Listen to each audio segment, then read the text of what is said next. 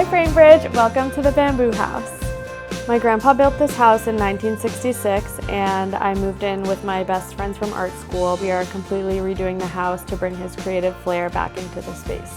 Oh my gosh, my dad was like, you would never say his name, you have to remember to say it. So my grandpa was Paul McGregor. He was a famous hairdresser in the 60s and 70s. He designed the shag on Jane Fonda. The shag was his most famous one, but this one is called the ziggurat. This one is about a frizzy hair look, which I'm rocking today. This is a photo of my grandpa with his hair cutting scissors. He never left the house without them. Iconic, smoking a cigarette, margarita in his hand. You can see his mom tattoo. Definitely not an old grandpa, very hip. He shaved my head on that deck over there.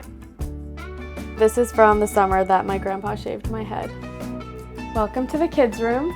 We wanted this room to kind of feel playful and have like a youthful vibe and aesthetic. This house is pretty much like heaven. It's kind of my childlike interpretation of what this house as heaven looks like.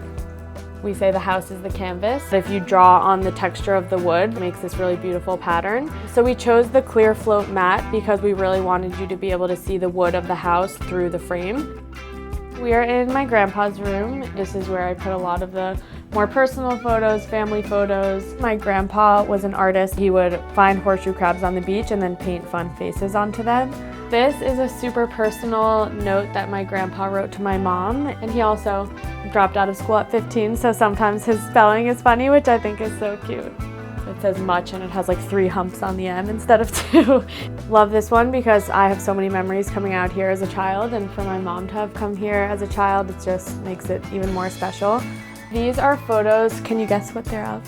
They're actually beach glass from my grandfather's beach glass collection, and this piece is right up there. This is an article featuring his vegetarian diet, and there's a quote in here that I love that says, "Baby, you haven't lived until you've squeezed your own tomato juice." Thanks for coming to the Bamboo House.